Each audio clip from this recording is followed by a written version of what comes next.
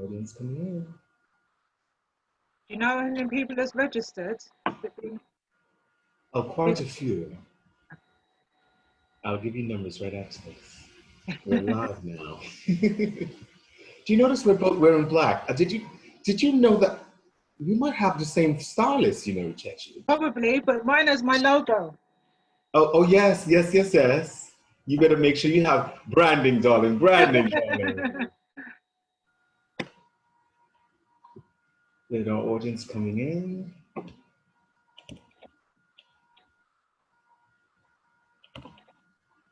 It's going to be a fantastic session. It is. Is there a way for me to see my PowerPoint as well as sharing the screen? Yes, when you share your screen, you will see that there's that all of us appear, I think on the right, from my computer, it's all on the right side of the computer, the screen, and you'll see it there. But right now you're not able to do it until, after introductions. And when you're ready to share, you just let us know you're ready to share your screen.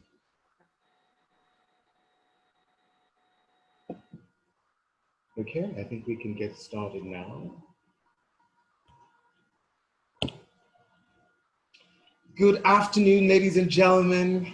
Thank you all so very much for coming again, joining us again for another Web Talk series, guys. It's going to be incredible this year. This afternoon, the coronavirus is messing with my head. You see that? It's money, people. It's money. I'm low on cash and it's messing with my head. But guess what? This is why this afternoon session is so very important, because I know I'm not the only one that's dealing with the stress of knowing that where am I going to really be able to fund my business, my projects? It's been hectic, it's been stressful, at times, indeed, sometimes I even think that maybe I might be depressed in just trying to deal with, the stress of what's going to happen after COVID-19. Well, guess what?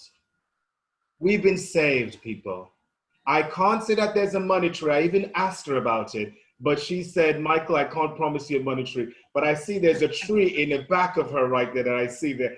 We might be able to find out if that's a monetary, but let's get started, everyone. Let's get started by introducing the expert.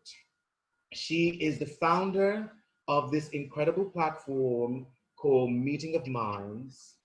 The Meeting of Minds was created, well, you know what, before I even go into that, I'm not going to tell you all about it. I'm going to let her tell you, because she can tell you more than I can.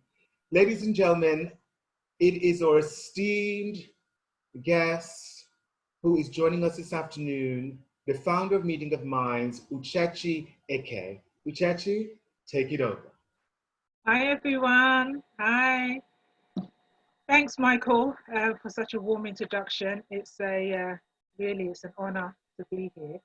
And I think it's quite timely having this session, especially when the announcement about the easing of the lockdown comes into play.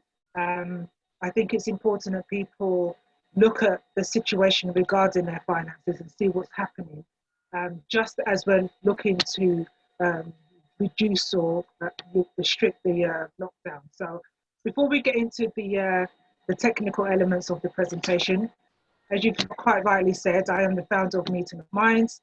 The brand or the platform was launched in January 2018 on Facebook initially, and it's basically a platform to connect women of the African descent to come together at culturally themed events across the UK.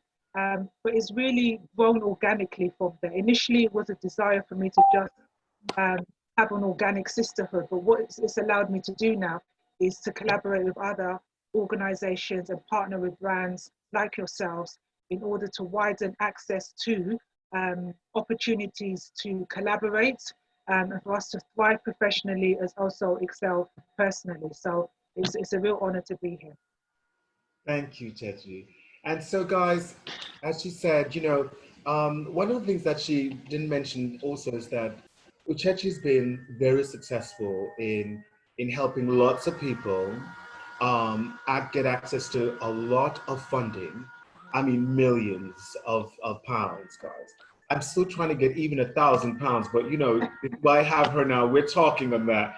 But the great thing about this session, guys, it's going to be help. It's really focusing on small businesses, charities, and community-based organizations. So it's really going to be focusing on helping those entities out. And I really want everybody to have a pen and paper close by, because you're going to be wanting to write down what is here, what is going to be presented to you today. There'll be some gems there. And I can tell you, it's not the kind of presentation whereby you just go to find out how to write a funding application. Uchechi is going to help you understand what it means to ensure that your house is in order. By that, I mean making sure that your business is really positioned and structured and strategized for success. Because without all of that, she will tell you it's not going to happen. It's Yep. not going to happen at all. And you cannot, try to figure out where there's a money tree, as I talked about. The thing doesn't exist. So Itechi is going to really tell you straight up, raw, unadulterated, exactly what you need to do. So with that in mind, and one of the things also that Itechi wanted me to really point out, that is really this session is really about gaining the financial security during uncertain times, because Yeah. even though COVID-19, there's, as Ochecha mentioned, that it's the perfect timing, because they just talked about lifting the ban and we're in the first phase of that. But it's still quite uncertain times, and so we need to know exactly where the funding streams are, and she's going to help us to know just that. So let's go into that, Ochecha. I'll leave you to start, because I know you have a presentation for us also, so I'll leave you to go through with that. Yeah. Thank you, Michael. Will you share your screen now, or are you about to share your screen, will you? Yeah, about to share the screen. Thank you. Yeah. Can everyone see my screen? Yeah, I can see your screen clearly. Yeah, okay. So welcome everyone. This session is an abridged version of a more extensive presentation around understanding the mechanics and art of bid writing, but more specifically, how to access funding, and also how to become more aware of the government-backed schemes that are currently available to small and medium-sized enterprises, community-based organizations, freelancers, and the self-employed. There's a number of opportunities currently. Some have been launched as early as March. Some have just been launched this week. There's others in the pipeline. So I just want to give everybody an opportunity to have a first glance look at what these opportunities are, how to be eligible to apply for them, and then we can have some questions towards the end. Sandwiched in between that is also a quick session on how to be eligible for grant funding, because a lot of people want government funding or want to have contracts or apply for grants, whether it's from a major donor or a trust or a foundation, and don't really know the technical elements of how to go about that. So I'm going to touch on that as well as let you guys know what some of the opportunities are currently for this specific industry, which is more around fashion and media and the arts. So without further ado, let's go into the agenda. Thank you.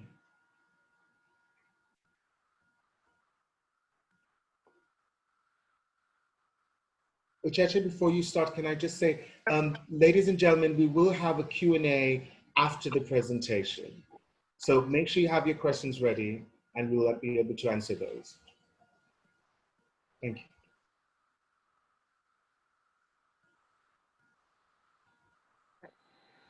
So the topics covered will be, I'll outline some of the government-backed schemes initially, what they are, who is eligible, how to apply, and where to go for more information. The second area will be how to qualify for government schemes, specifically grants and funding opportunities. The third area that I will cover is how to find funding, because that seems to be an issue with a lot of people. They're not sure where to go to find the funding before they even access those opportunities. And the last one is to just give you a snapshot of the current opportunities available to this specific sector and industry. So, government-backed schemes. The first one is the Self-Employment Income Support Scheme. This is fresh off the press. It was launched yesterday, and it's ideal for those who are self-employed or who are a member of a partnership, a joint limited liability partnership.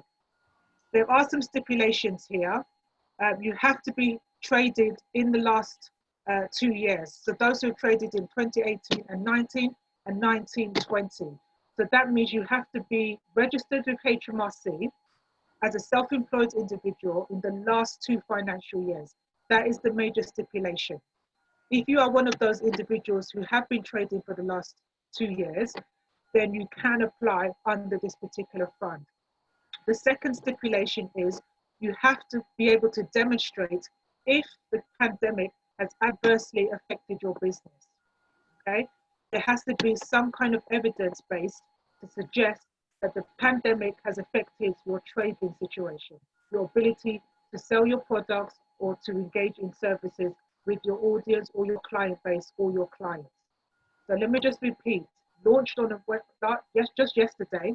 It's for the self-employed and those who are part of a public liability partnership, trading in the last 2 financial years with evidence to suggest that the pandemic has adversely affected your business.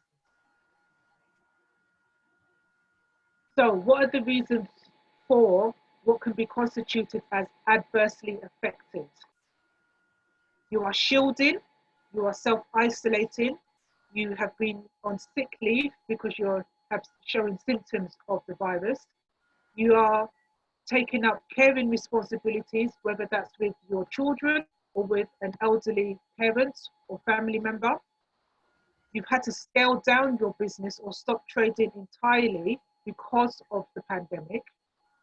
If you're part of a larger organization with maybe your startup or a small micro firm and you have staff, maybe you've had to furlough those staff or reduce the number of staff working for you. Your supply chain has been interrupted. So if you're a business where you have a supply chain, whether it's other traders, people in your logistics chain or things of that nature, you've had to stop supply chain operations because of the virus. Again, that will make you eligible. Or indeed, you've just had no customers. Maybe you've got a shop front. Maybe you have a pop-up, or maybe you're part of a retail chain and you've had to down tools because you can no longer service your customers. These are some of the reasons why you may be eligible for the small self-employed income protection scheme. So how does it work? You will log on to HMRC. You will complete what's called an eligibility checker. This eligibility checker, it requires 3 things. First, your personal details, your registered name or business name. You will need your unique tax reference number, which is a 12-digit number.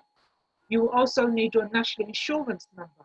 So those are the 3 things. When you log on to www.gov.uk, do a search for self-employment income protection scheme. They will ask you for your name or trading name, your UTR or your unique tax reference number, and your national insurance number. Once you have those 3, you will put those into the eligibility checker and they will determine whether you are in the system. Assuming you are in the system and you have filed your accounts for the last 2 financial years or the last 3 financial years if you're including this particular year, they will work out, HMRC will work out what your average trading profit or losses are. They will then divide it by those 3 accounting years and they will grant you a grant up to 80% of your average monthly trading profit. However, that is capped to 7,500. The grant will be paid directly into your bank account within 6 working days if you are eligible. So let me just recap. You will need your unique tax reference number, your national insurance number, your trading name or business name. You'll need your bank account details, and you will need obviously to have logged your accounts for the last 3 financial years. All of that information should be entered and inputted into the eligibility checker. HMRC will then contact you to confirm your eligibility. They will then ask you to come back at a specific date to log back in, and you will have to put in your bank details.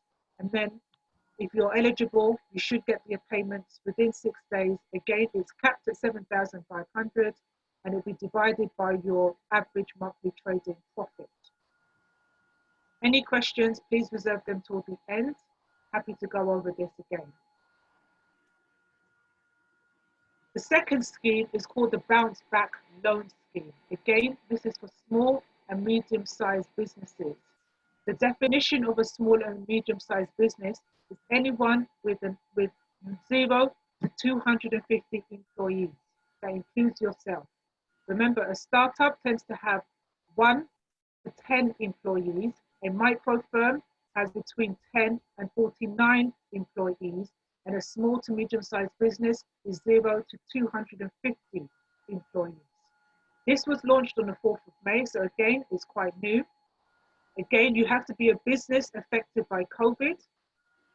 You can borrow between 2,000 and 50,000 in this particular scheme. The government will guarantee 100% of the loan. Remember, this is the stipulation here is 100% back. The first scheme that I've discussed was 80% of your trading profits. This one is 100% of your loan entitlement. There is no fees to pay in the first 12 months.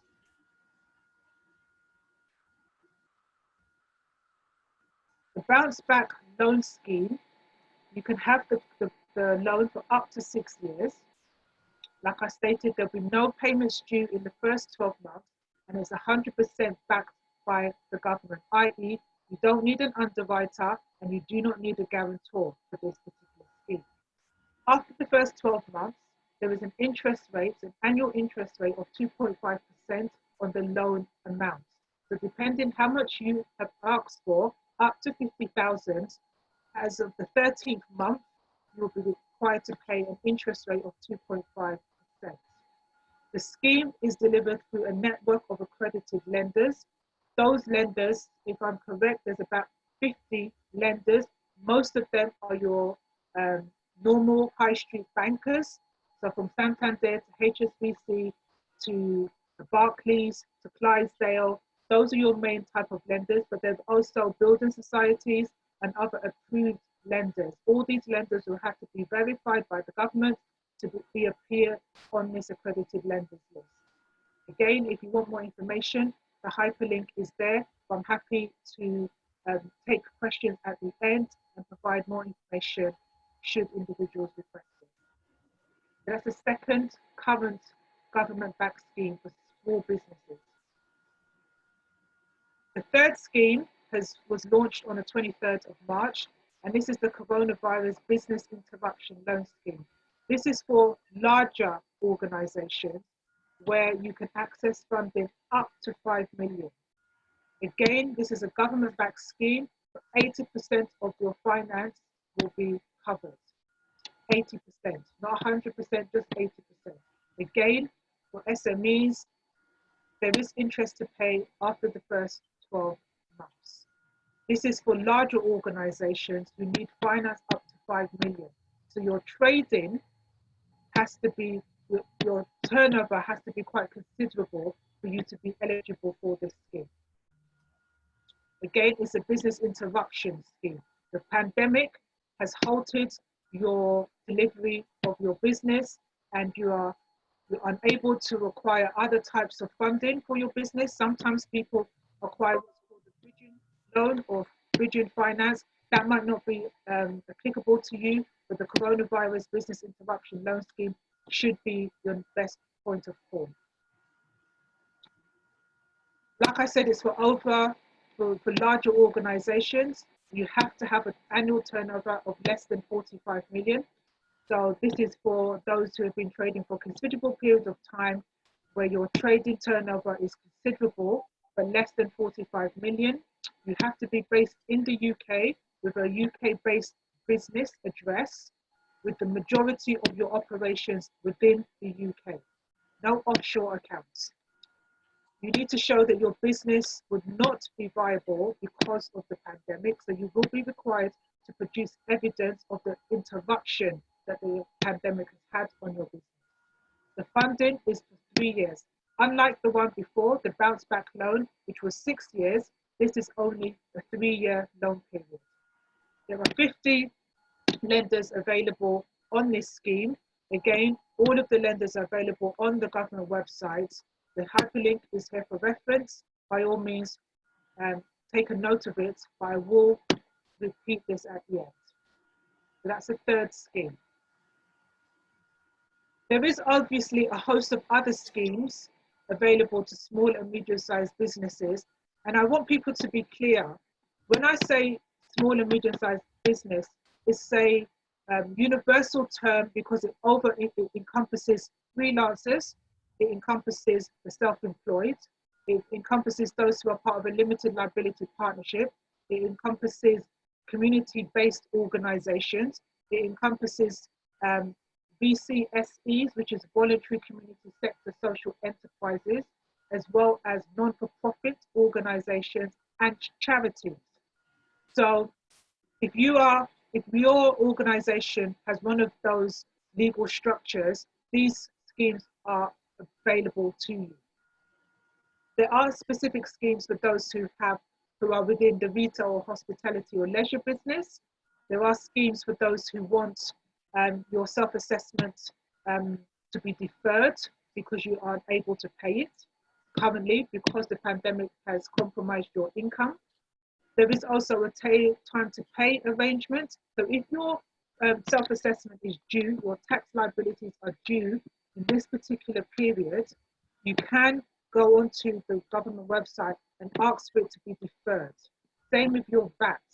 VAT is only applicable for those who have got who are trading over a certain amount. The threshold, I think at the moment, is 85,000 or above for you to qualify to be paying VAT.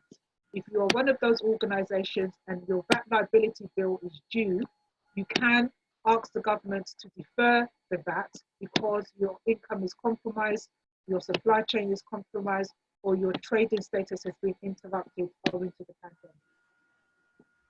Equally, there are schemes to help those who have mortgages or rent, where you are working from home and a lot of your expenditure is based from your home.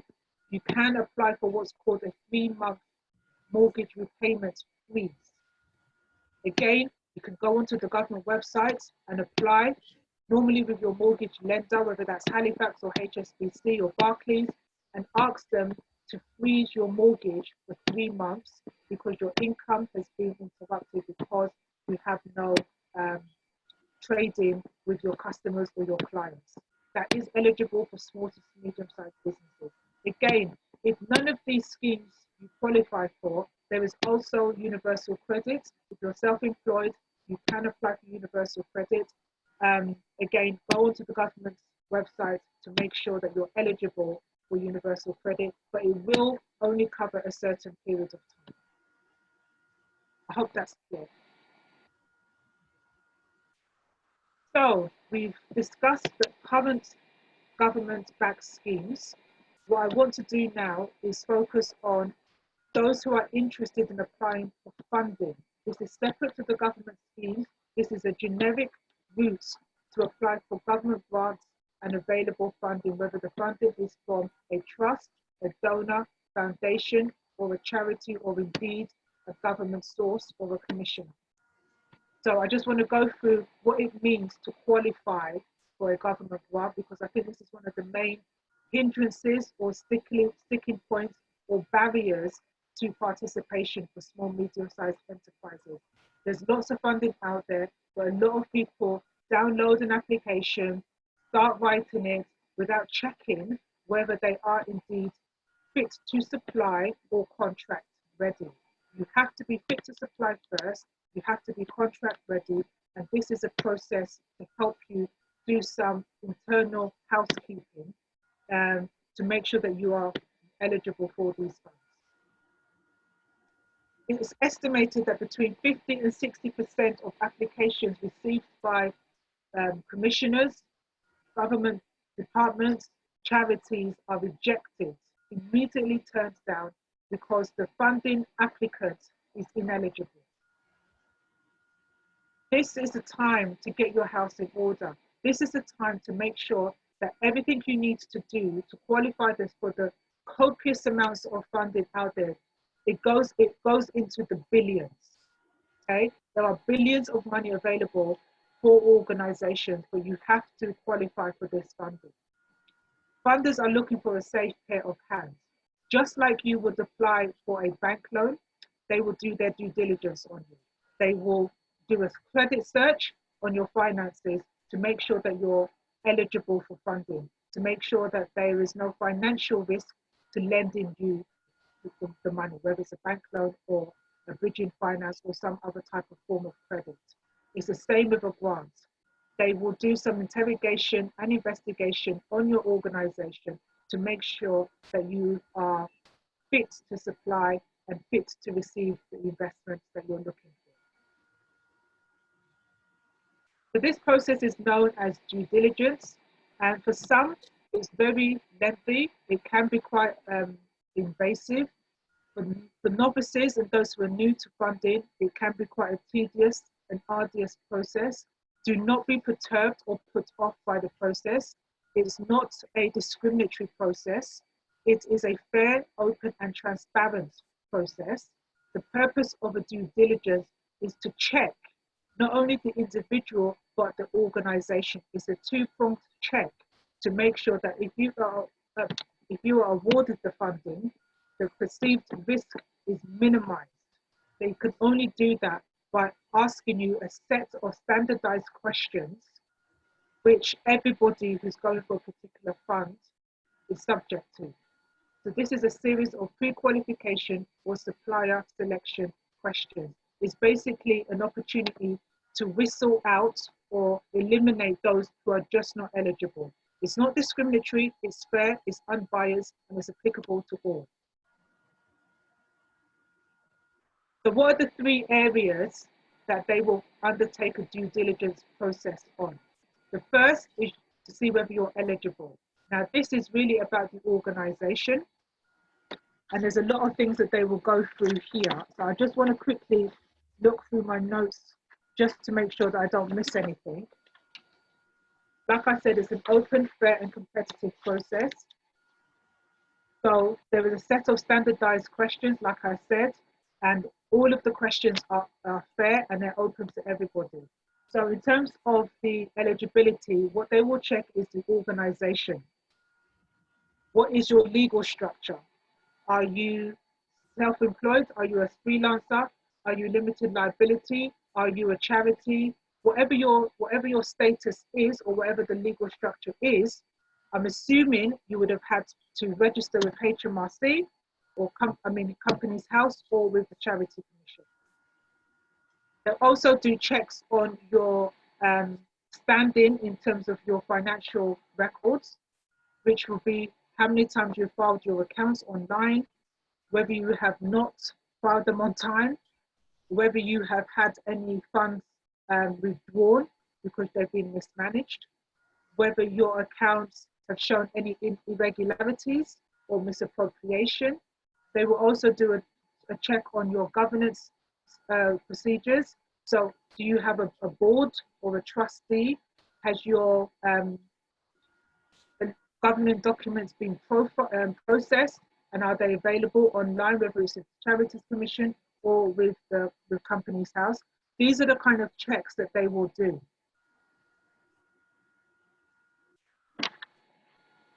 They will also check your company number or your registration number against the register. Again, if you're registered for VAT, they will check your VAT registration number. Again, like I said, I think the threshold is 85,000. They will also check things as mundane as your email address corresponds with your website address, corresponds with your trading address. When they do a due diligence against your financial standing, you should have a separate organizational bank account or a business account. It cannot be a personal account. All of these will be checked as part of the due diligence process. Again, like I said, if you have a board They will check the members of the board and make sure your governing documents are reflective of the board members.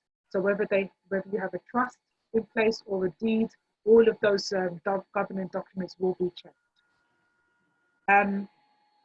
It seems a bit lofty and a bit invasive. It is. This is where we are right now.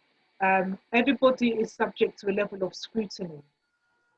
And whether you're looking for a £5,000 grant or you're looking for financial investment up to £1 million or above that, everybody is subject to the same level of scrutiny, and we have to be open to this process.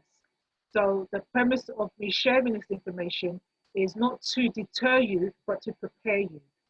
Again, all of this information is on my website, and I'm happy to give you guys details of a more comprehensive overview of some of these due diligence processes. Now, what I've just put in this table is a qualification checklist. I hope you guys can see this. If you have more no's than yeses, then unfortunately, your chances of grant success will be hugely diminished. This checklist is the bare minimum that everybody should be able to qualify for. Your company has to be legally compliant. It has to be registered with Companies House. It has to be on a Charities Commission based on your legal structure. Once registered, you have to have certain government documents. It goes without saying, articles of association, trust deed, or constitution. These are the bones of your legal structure. You have to have an operational website, even if you are a one-man band.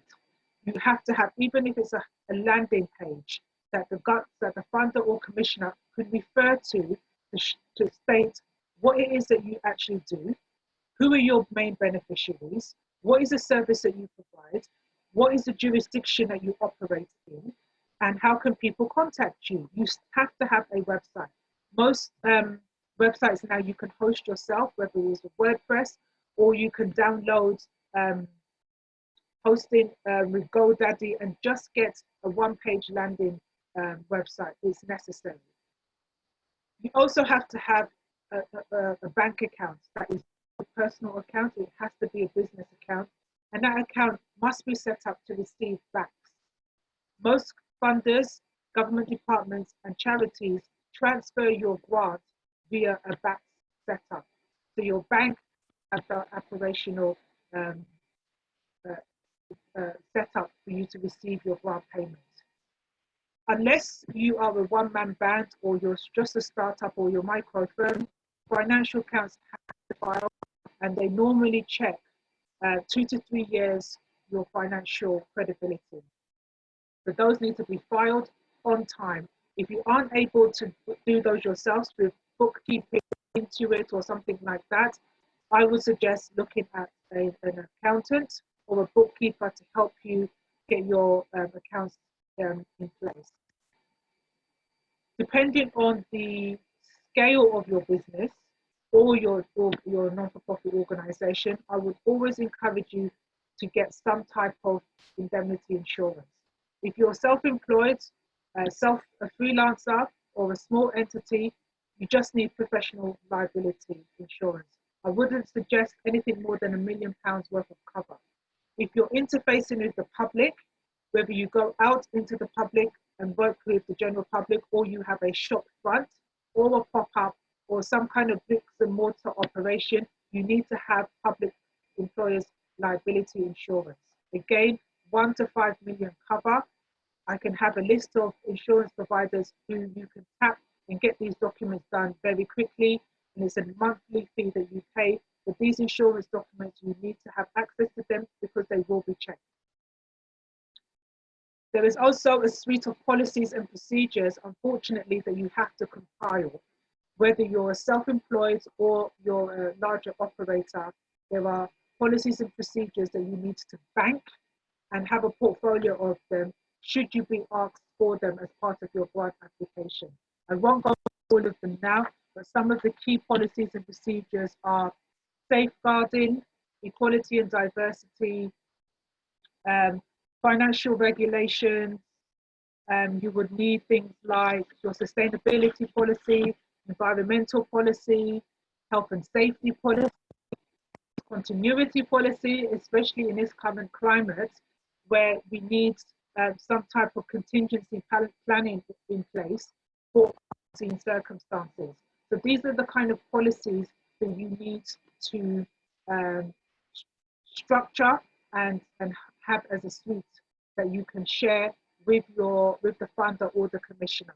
So just to reiterate, the main top 5: health and safety, equal opportunities or equality and diversity, sustainability or environmental, financial regulations, safeguarding if you're working with vulnerable children or adults, some type of business continuity or contingency planning document. And I think the last one I would suggest would be financial regulations. Again, reserve your questions till the end. I know it's a lot to take on, but this is the fundamentals to make sure that you qualify for any funding that you're looking to apply for. So once you've been feel that you are eligible to apply, you've got your house in order, you've got a bank account, your website is looking professional, you've registered with Companies House or the Charities Commission, you have a bank of policies in place. The next thing you need to start doing is looking for opportunities to secure funding for whatever it is that you need funding for, whether it's a startup loan, whether it's a grant for a project or a program, whether it's a VC investment. There's a range of opportunities out there, but this is how to find the opportunities. What I would suggest people do, I will go into it later, but I would suggest that people subscribe to a portal or subscribe to some newsletters, depending on your sector or industry. And there is a host of them available on the internet, but that would be your first point of call, would be to subscribe to a web-based portal, funding portal, or to a newsletter, depending on your sector or industry. So some sites that I would recommend, again, Michael said, hope you've got a pen and paper, but these are the main ones that you need to subscribe to.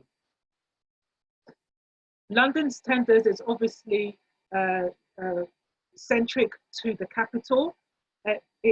It houses all of the opportunities for mainly local authorities. So if you're looking to get a local authority grant or a contract with a local authority, your best bet is to subscribe to London Tenders. They have tracking opportunities every week, and all London authorities register with London Tenders, and that is where they present their opportunities for funding. Capital e-sourcing tends to be more for government grants, same with Contracts Finder.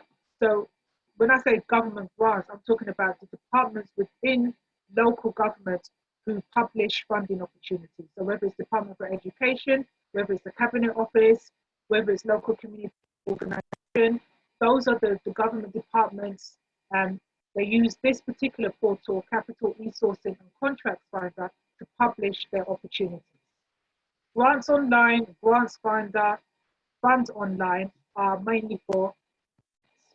So there is a difference between contracts and grants. And let me just make the distinction here for anybody who might be confused. A grant is a one-off lump sum payment that you do not pay back. A contract is a legally binding service agreement where you are paid monthly based on the outputs that you deliver based on a service agreement. So a contract is legally binding and you pay based on deliverables.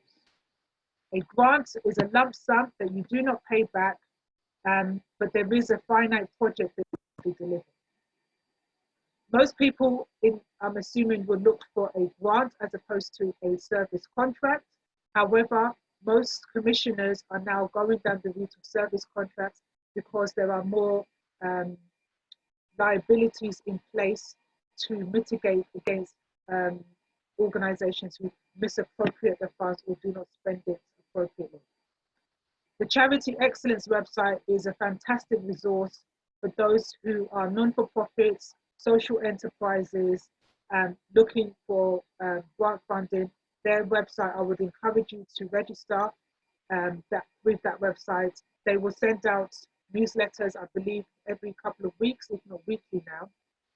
And you'll be able to sift through based on your criteria of what you're looking for to look at opportunities as they are presented. So what I wanted to do was just give you a quick rundown of what opportunities are available as we speak, timely, on the website for the fashion, beauty, creative, media and arts sector, for those who are looking to get some funding. I haven't put the hyperlinks in there, but again, if anybody's interested, please let me know in the comments or share them with Michael through the website, and I'll be happy to share these current opportunities. So the Works Foundation is offering capital grants of 5,000. Again, let me make the distinction. A capital grant is for something like an equipment, building, mainly practical items like laptops or software or rent for a building that you're probably using. So that's what a capital grant is. Revenue grants is things like running costs. So you need salaries or overheads. That's it. That's the type of revenue type funding available. But this one is specific for capital grants. So £5,000 available for small capital items if you're within the fashion industry. The Arts Council is providing emergency funding for those who are affected by the coronavirus, whether you are an artist, whether it could be a website artist or a portrait or photography, that type of artist, the Arts Council have available funding for you. If you're in the music field, Youth Music Network is offering grants up to £10,000. If you're a published author or a writer or illustrator, someone who does, script writing, or you're a journalist, the Authors Emergency Fund is available for those within that genre who's been affected by the pandemic. Maybe you haven't had a lot of freelance work as a writer. If you're looking to bolster your income, I would suggest the Authors Emergency Fund. Those who might have a bookshop, whether it's a physical space or an online space, if you've suffered from lack of commerce because you haven't been able to sell any of your books, the Book Trade Charity is available, offering a small hardship fund for those individuals. If you're a parent or carer within the fashion and textile industry, this might be something for you. Again, there's another fund for musicians. It's a hardship fund for those who are, whether you're a singer or you're part of a band and you haven't been able to work. All of the festivals have obviously been shut down. All public spaces have been closed. So you obviously might not be able to deliver that particular service. There is help for musicians. If you work within the film and TV industry, Netflix have donated £1 million for those impacted within the film and TV industry. If you work within that industry, I would suggest looking up the Film and TV Emergency Relief Fund. If you're part of a union and work within the music profession, you might be eligible for a hardship fund. Again, these under all online, so please feel free to take note of them and look them up. If you're a professional freelance journalist and you work for whether it's a broadsheet or a national newspaper, and you haven't been able to secure any work because there's either people have been furloughed or the work has just dried up, consider the Warwick Tech Trust, who are looking to fund individuals who have been affected by COVID-19. And that's the main funds available now. As I said, there is a more extensive, comprehensive um, list of funding opportunities at the moment. I didn't want to list all of them there because I know it can be overwhelming. So again, feel free to ask questions at the end or send me an email or please contact Michael. But I hope this has been useful for you. So just to recap, what I went through was the four main government-backed schemes: the bounce back loan, the self-employed income protection scheme, the interruption scheme, and of course there's other opportunities available, including mortgage freeze, universal credit. I went through what it means to qualify for funding and how to what the due diligence process looks like, as well as looking at a checklist of things that you need in order to be eligible to apply for funding. And then I went through the types of funding available, where to find them, websites, portals, and newsletters. And then I showed some better opportunities within the fashion and arts industry. So I hope that gives you a kind of high level overview. And please let me know if you have any questions. Michael, I'll hand back over to you. Thank you.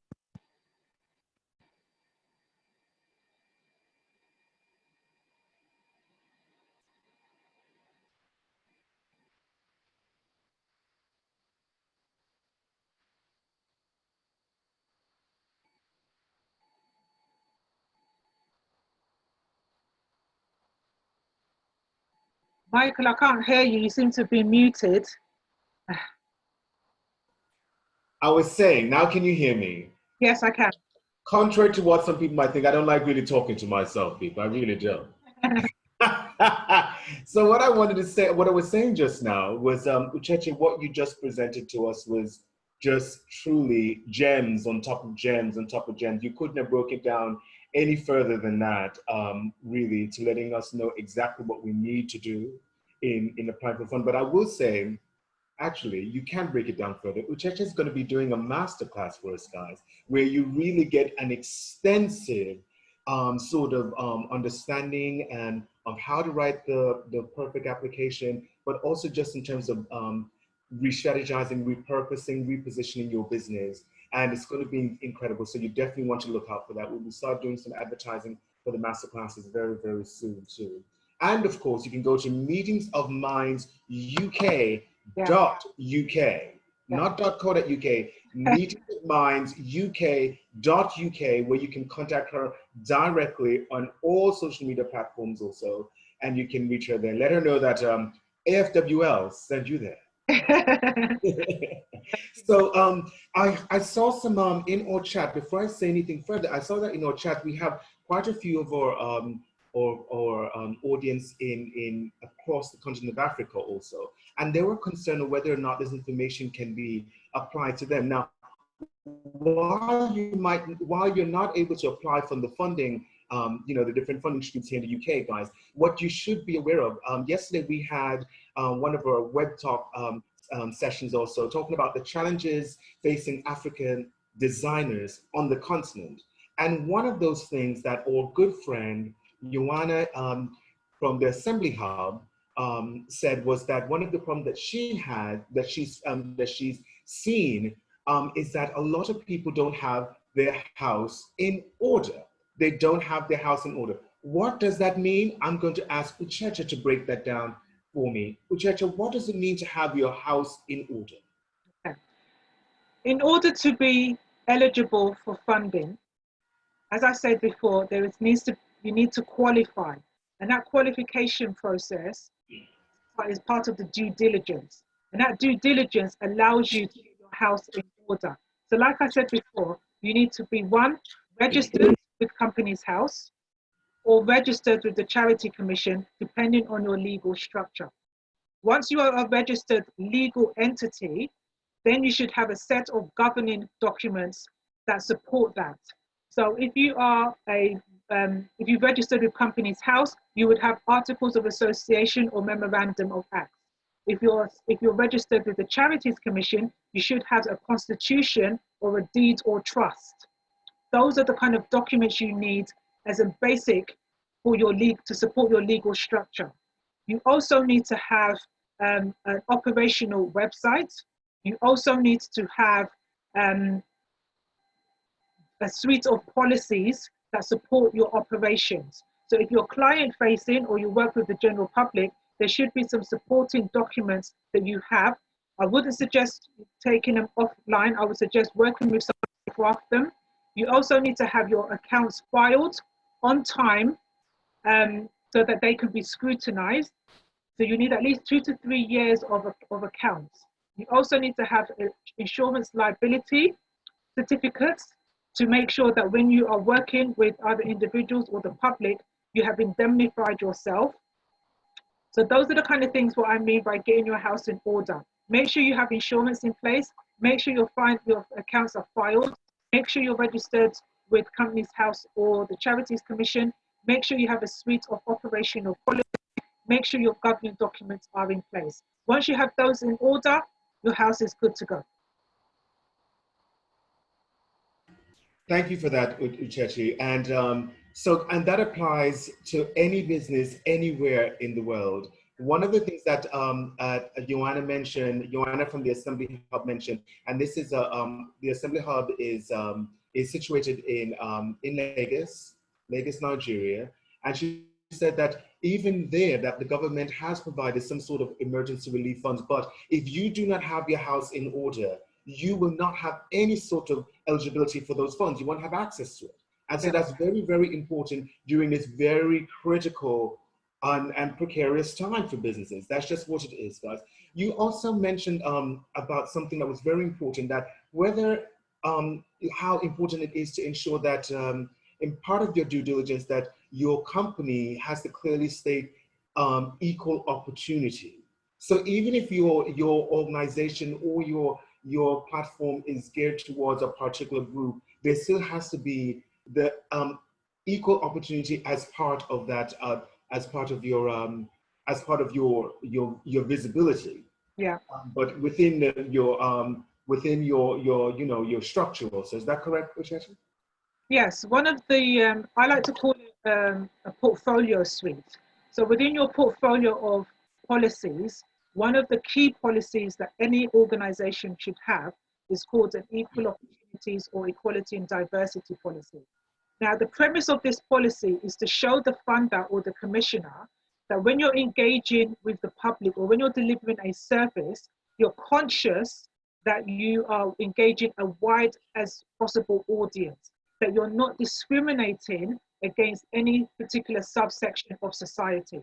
So ordinarily, the Equalities Act suggests that there are 9 protected characteristics. So those protected characteristics are age. You cannot discriminate for age unless your service is specific to young people, i.e. you only work with those aged 0 to 16. That's fine, but that will be stipulated in your policy.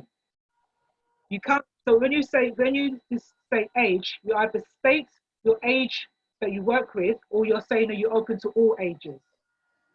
You also cannot discriminate on the grounds of marital status, on the grounds of disability, whether that's seen or unseen disability. You can't discriminate on race or ethnicity, creed or religion. So all of these things, these 9 characteristics that have to be protected to make sure that when you're engaging with an audience, when you're delivering a service, this policy shows the funder that you've taken on board the variety of demographics within society to make sure that you can engage with them. Excellent. And is it fair to say also, and sensible to say that by even ensuring that it is blatant in your actual, in terms of your mission statement and your focus for your business, that those 9 characteristics are actually clearly stated? And is that correct, Uchechi? Yes. Normally, your governing documents and your suite of policies should be available on your website. They should be in the public domain. They should be subject to scrutiny. And that is why I say people need to be transparent. I'm not going to lend money to you if I don't know what you're about. And if I can't find you on the web, if I can't find you by your documents on the registered or Charities Commission or company's house, then you're elusive to me. Mm. Then that rings alarm bells. So what you don't want to do is provide any red flags.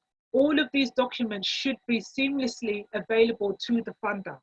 And if they're not available on your website, you should be able to upload them onto the portal that the funder has requested them to go on. So your vision statement, your mission statements, your policies, your procedures should be available in the public domain. Yeah. Ucheche, I want to say, compliment you on one thing that, I mean, there's so many things I want to compliment you about, but one of the things is really, because I've been to several sessions and have, you know, in person and virtually where they talk, you know, writing funding applications, but I have never seen any of them really describe the, you said, portfolio suite, is that what you said? No one has ever presented that before, and that is really, really key. We have talked about also in the idea of narrowing the funnel. What does that exactly mean, narrowing the funnel? It's basically a process of elimination. Unfortunately, as much as there are vast sums of funding available, funders, commissioners, grant operators can only give out so much. And in order to have the best projects, they have to do due diligence on those organizations. And if you like, the qualification process is a process of elimination. It's the survival of the fittest. It's one thing to have a very compelling application written. It's another thing to have the organization having minimal risk as possible. So that the funnel starts very wide. So the applications are available to everybody. So for example, let's take the Arts Council England. You can go onto their website and you can, there's a section on the website that says funding opportunities. It's available to everybody. But once you start going through the qualification criteria, you start to find out that a lot of people will not satisfy the qualification criteria. Only a number of organizations will satisfy them. And that's what I mean by getting your house in order. Once you get your house in order, you open yourself up to be eligible for these types of funding. Then you get into that criteria, and then you can make sure that your application is quite compelling. So it's a process of elimination. They only want to work with the best organizations who have their policies in place, who have their financials in place, who have an exceptional track record of delivering a service or a product, and they feel like they're a safe pair of hands, that they're not risk averse, they're happy and comfortable, they have a confidence to give that funding to them, knowing that they will deliver what they've set out to. I'm glad you mentioned about the Arts Council of England, because, you know, I mean, my goodness, there's one of the most popular funding streams out there. One of the things that I always hear people mention, and I'm sure you have also, is that the length of the funding applications. Is there any way to bypass that? And please tell us, is there any way to do so? Unfortunately not. You cannot circumnavigate the process. The process is quite fixed. Of course, every funder has their own set of gateway questions. A small organization, like let's say the Ironmongers Trust, or the National Lottery, or the British Red Cross, or Comic Relief, or there's a host of organizations out there. I think I've got quite a lengthy list of them, just so you guys can understand how far-ranging these organizations are. So let me just give you a list. Okay. So for example, you've got the Wellcome Trust, Children's Investment Fund, Comic Relief, Children in Need, the Gatsby Foundation, Esme Fairbairn, Lloyd's, Henry Smith, Arcadia, Goldman Sachs, Arts Council. There is a plethora of funders out there, and these are just charitable trusts. Forget the government contracts, forget local authority. These are just charitable trusts who give out grants. Have their own procedure. All of them have their own set of questions. All of them have their own application forms. They will always ask the same type of qualification criteria. You cannot circumnavigate the process. All you can do is get your information ready. So once you download that application, They ask you for your accounts, you've got them. They ask you for your insurance, you've got them. They ask you for your legal structure, you've got it. They ask you for your operational procedures, you've got it. You can answer these questions because you've already put everything in your portfolio, and all you're now doing is copying and pasting in order to fulfill that criteria. Then you move into the actual delivery of the service, which is, what is your project about? Who are you supposed to, who are you trying to help? What is your service? How many people can you support in a year? How much funding are you requesting? Every application is unique, unfortunately. Right. And, you broke that down again. I mean, really, I can't really go too much into further than what you said in terms of saying that, guys, there's no way around it. You have to do what needs to be done. You have to do what's required. And a big part of doing that, the step ahead in doing so is to make sure your house is in order. Your house has to be in order.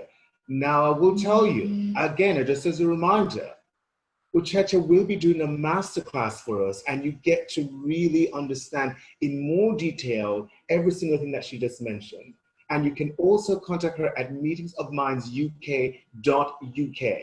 She's not going to write the application for you, just remember that. But she will guide you along the way to make sure everything is correct. And when you present that application, not only have you narrowed the actual funnel that you have a better chance of receiving it, but everything will be in order. You'll be well presented. Very, very important.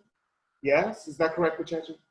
That's correct. I mean, my service is, depending on where you are on the spectrum, there's a lot of organizations and individuals I work with who have never submitted an application. They are genuinely struggling, and then just need an injection of cash, okay? Sometimes I would deter them from actually submitting an application for grant funding because they're not there yet. What I would suggest to them is maybe partner with an organization who's been running for a few years and is looking to diversify their supply chain, and maybe work with them to get your track records in place and to build all of those kind of policies and procedures that you need. If you have been running for a few years and you have those things in place, then by all means, I can coach you through the process of how to write your application. I always say that bid writing is the art of telling a story. All you are doing is writing a convincing story to the funder, showcasing how brilliant you are, how exceptional your service is, and why you should be awarded the funding. But there is an art to it. There's a science to it. Most of these applications are quite restrictive in terms of the word count, the page count, the character count, and even the way you have to submit the application. Some applications can be 5 pages long. Some applications are up to 100 pages. It depends on the funder. So all of this will be, we'll try to digest this and distill it so it can be practically absorbed, so people can go away and at least get the bones of this down in the masterclass. Thank you, Tij. And another thing about having several funding streams, guys, that if you find, for example, we just use the Arts Council of England as an example. I mean, incredible platform. They've been around and being able to help a lot of people get their ideas into actual fruition and be successful along the way. But we'll use them as an example. If you find that, oh my goodness, this application is too daunting, there are other options out there for you. Uchecha just gave you a list of them just now, and I'm sure some of you are like, oh my gosh, I hope they provide this list at the end of this web talk. Yes, and this web talk is also being recorded, and it will be a playback on Facebook, on our Facebook and or YouTube, everyone, so you can go back and see that also.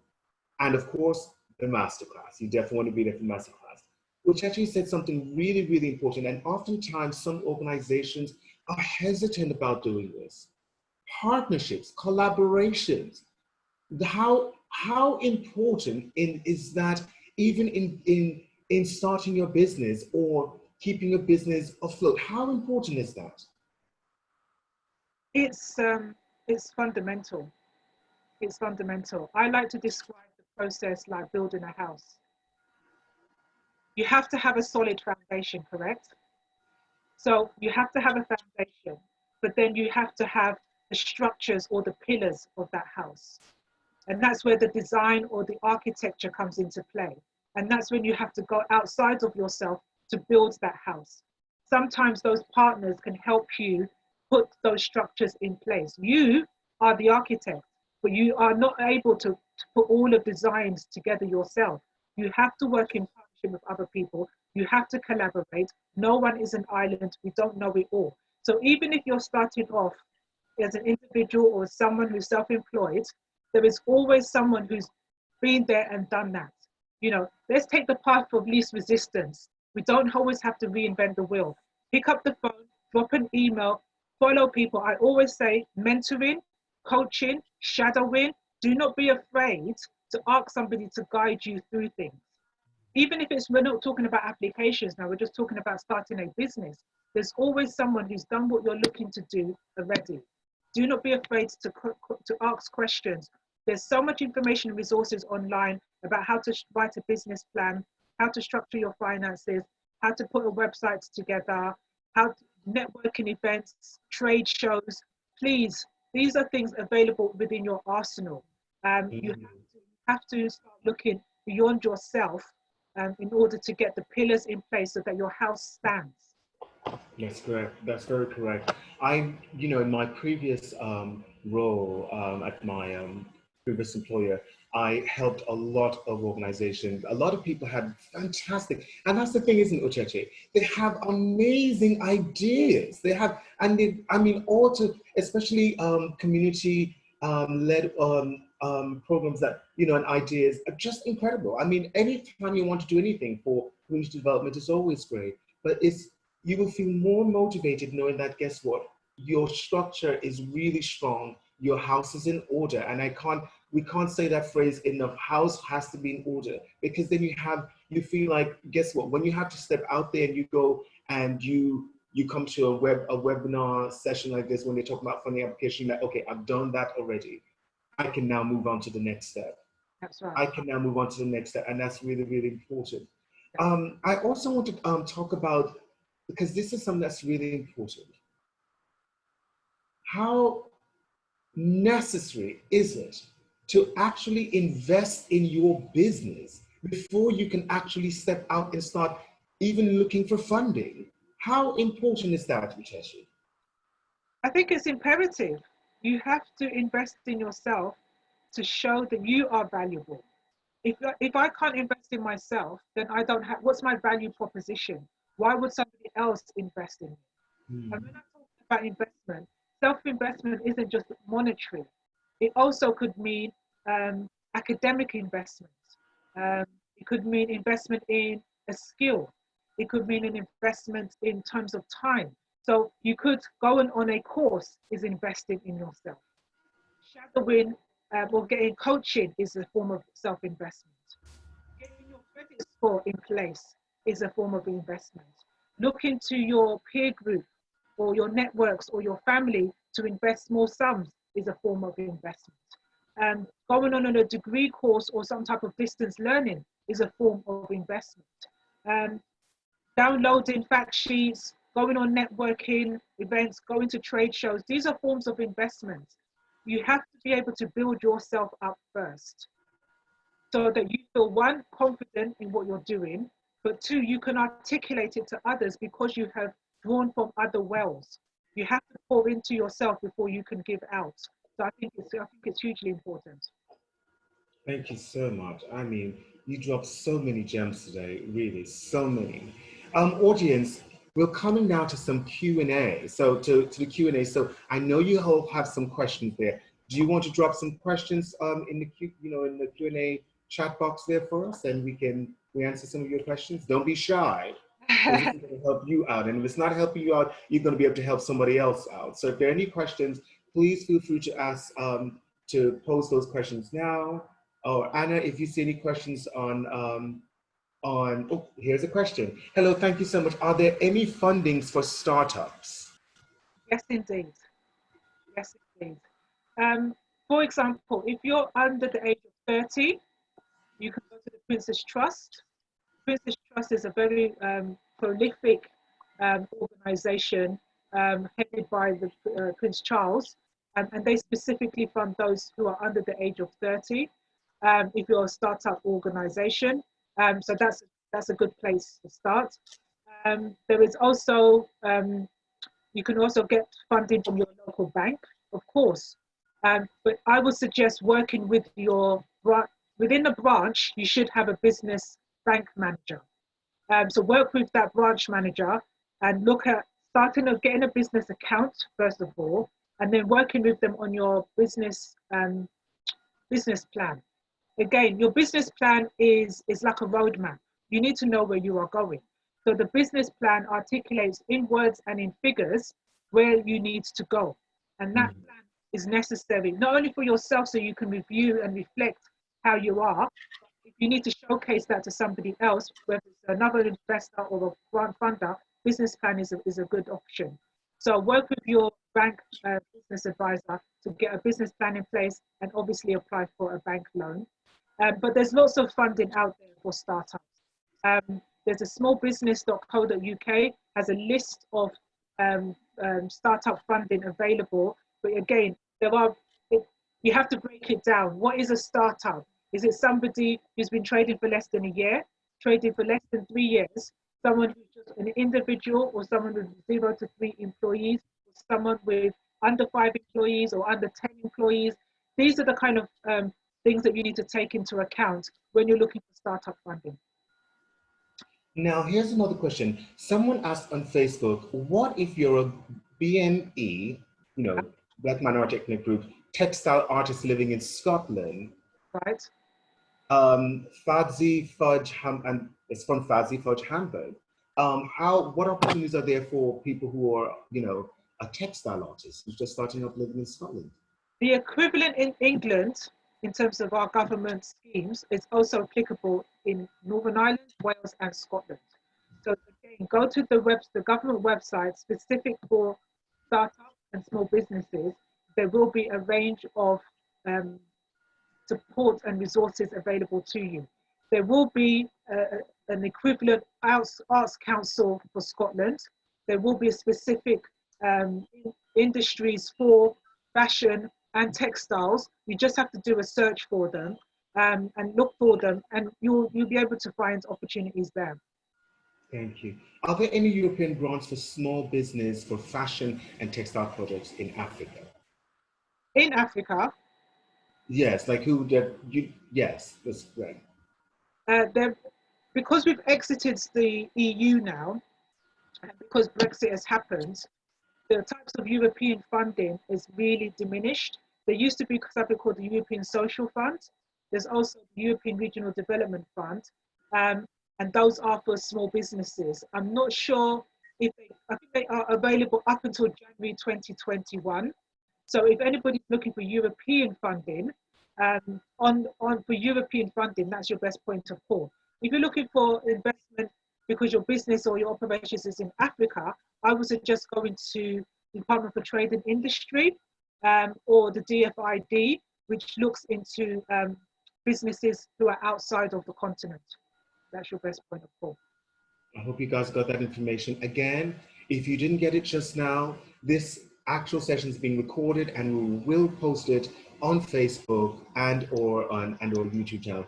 Keep on looking out. Subscribe to our YouTube channel, everybody. Make sure you do, please. And we have another question here. Can you get funding for startups with operations or production outside the UK?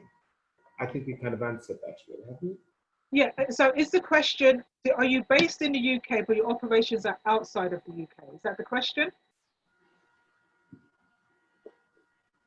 This person's anonymous. If you'd like to expand on that and just give us a bit more background on your questions and more context, that would really be great.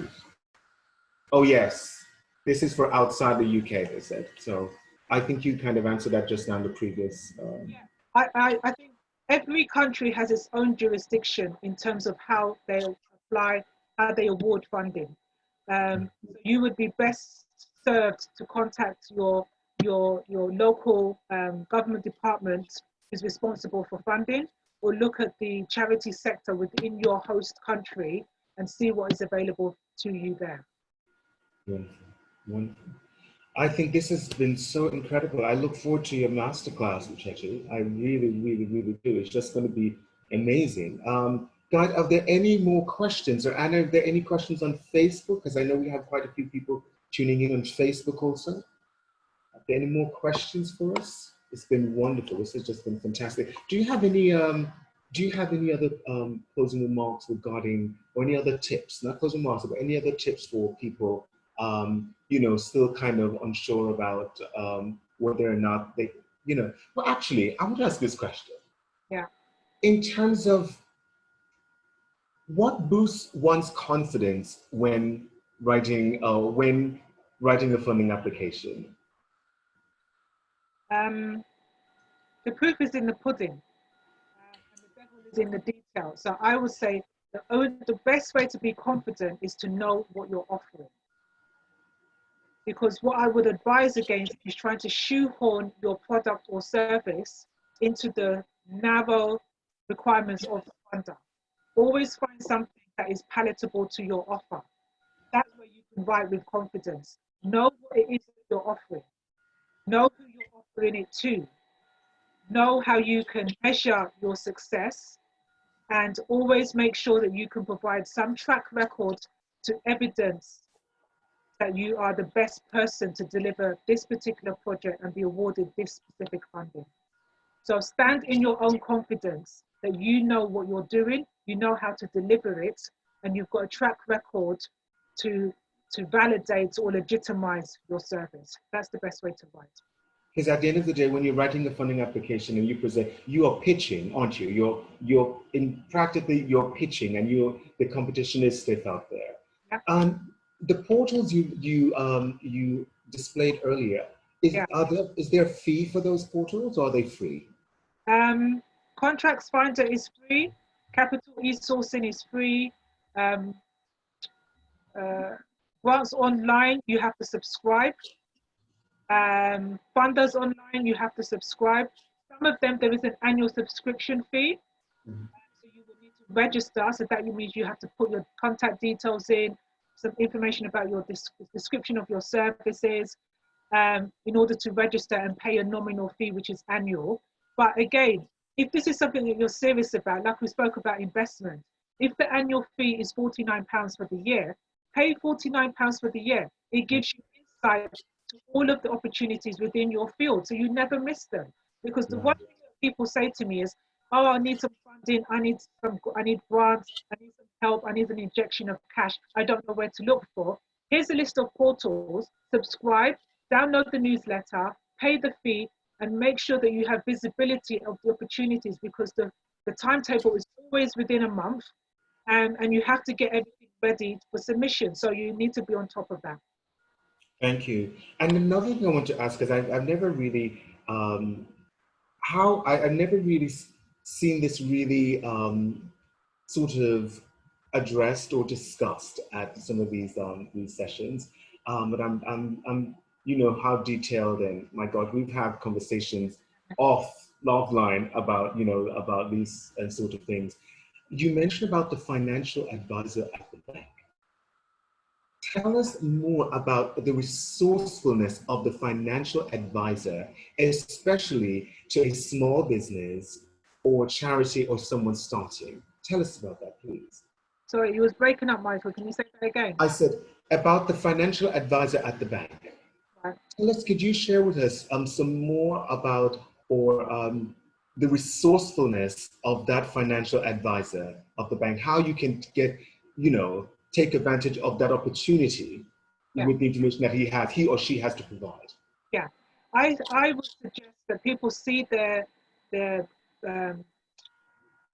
financial advisor at the bank as a relationship advisor, because that's what you're doing. You're creating and building a relationship with this individual, who in turn is going to help you get to where you need to go. So the first thing you need to do is be transparent. If you know that your personal account is in arrears, or you have an overdraft, the facility is always in arrears, state that, because there's nothing that you're going to say that they don't know, but you need to voice it, because what you don't want to do is have them to now scrutinize your account and you've missed out certain information that suggests that you're starting off not being honest, and there's an issue of trust there. So if you have a personal account with that bank, let them know that you have an overdraft or some type of credit facility and you're struggling or you're not struggling. Also let them know your credit score. So go on to Equifax or Aquarian and get your report and share that with them. This is going to help them determine what your funding threshold is, i.e. you may be only eligible for £5,000 or £10,000. So what I'm saying is build that relationship with that financial advisor, because they will be able to help you, one, determine what funding is available, two, help you structure your business plan, but three, give you access to other advice, whether it's external to the bank or within the bank, but you have to start by being open and honest. Yes, and I think that lots of people don't take advantage of that opportunity and develop that kind of relationship with their financial advisor. They see the person almost as of, I have a financial advisor, and they see the other person's almost as just opening a business account and that's it. But they have so much information. They're very different from your regular bank teller that's there. So they have information. They're trained. So people should really take advantage of the opportunity. It doesn't mean, people, I have to say this really clearly, it doesn't mean that you go and you spend all day at the bank with a financial advisor. There are other people that said, this is not going to be one of the coronavirus loo paper roll situation where you spend all the time with the advisor. You have to ensure that when you go to your advisor, you have the questions that you need to ask the advisor, and you have to be transparent, as Ucheche says, so that he or she can really help you. Is that correct, Ucheche? That's correct. So we have a question here for someone who is Kiana Williams, who posted a question earlier. Hi, Kiana. You asked about whether or not are there partnerships and mentorships programs that are linked to grants that are accessible, and if there, can you please share? If, for example, you wanted a grant from the Princess Trust, they would assign a mentor to you.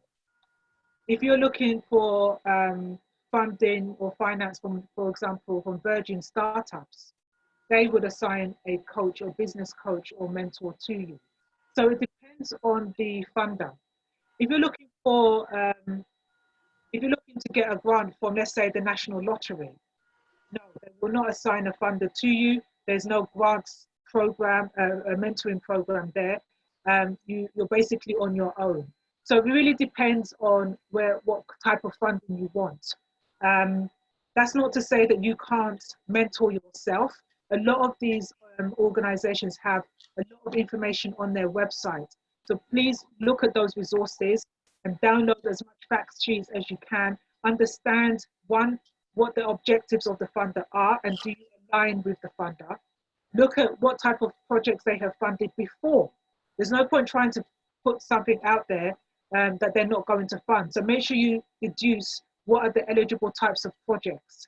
Also, make sure you familiarize yourself with the funding thresholds. If they only cap it at 30,000, do not put in an application for 35,000. It will be rejected. Make sure you understand the demographic profile of what they're looking to fund, i.e. what type of groups of people they want you to support, or what type of geography. So those things are already on the website. They won't provide a mentor for you, unfortunately. Some of the banks, some of the other more traditional operators might give you a coach. Okay.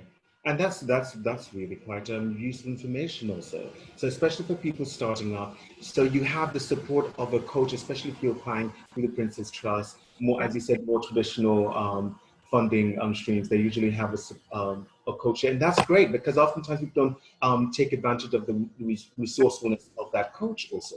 So you have a financial advisor at the bank, and you have a coach at from the funding stream that you are seeking that support from. That's very useful information.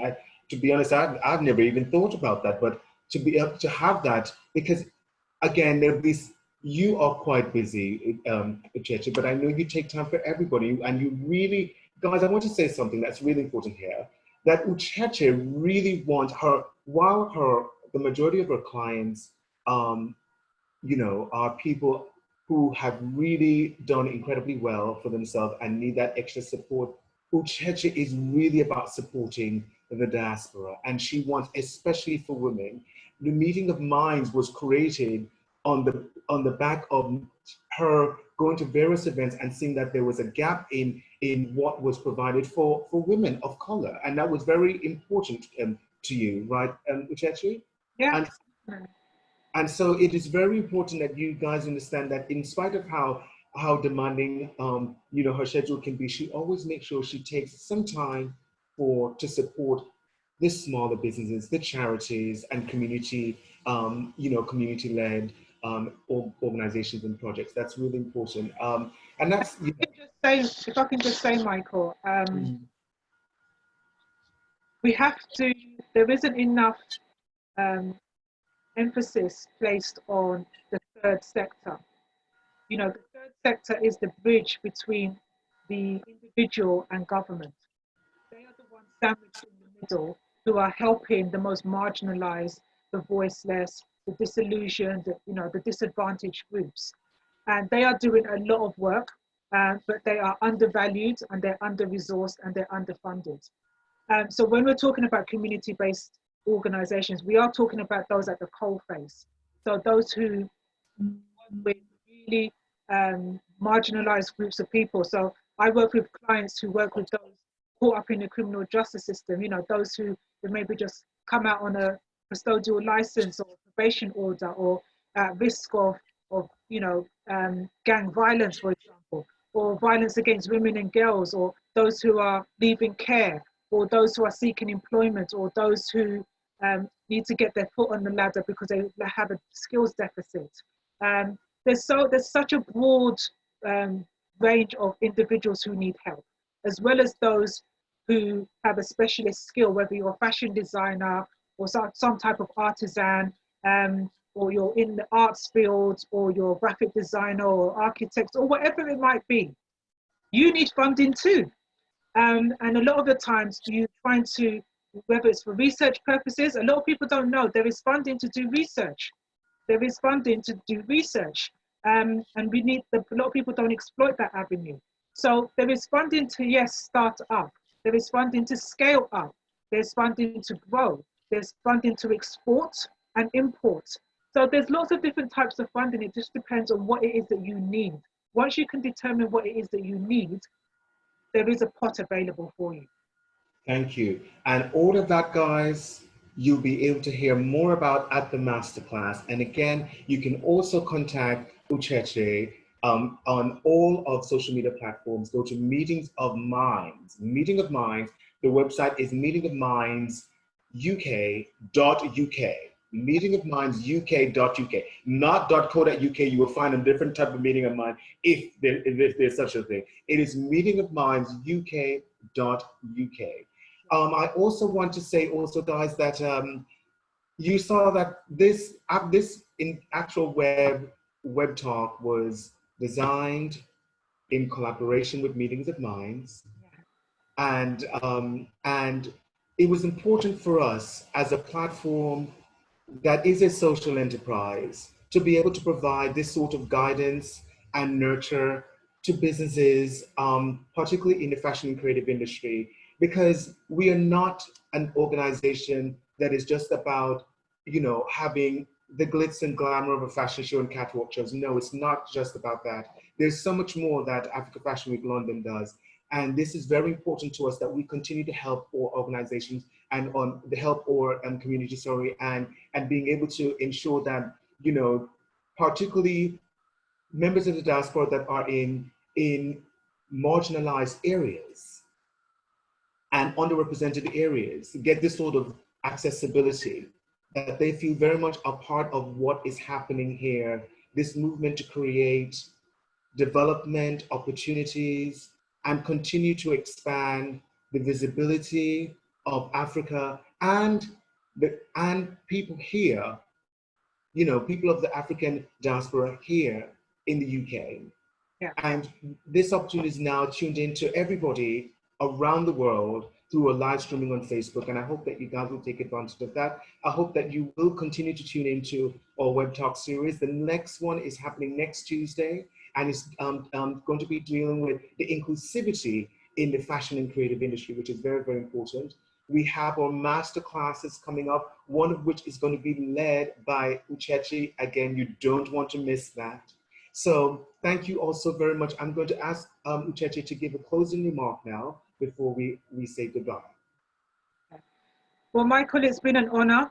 I know this is something we've discussed for a while, and it's a genuine privilege to be on this platform and to speak with everyone who's participated here. And I think the thing I would like to leave with people is that you have to feel the fear and do it anyway. I know it's a mantra that is being used a lot, but I think when it comes to sourcing funding or looking for grants or some type of financial investment, it can be very tedious, it can be exhaustive, it can be very overwhelming.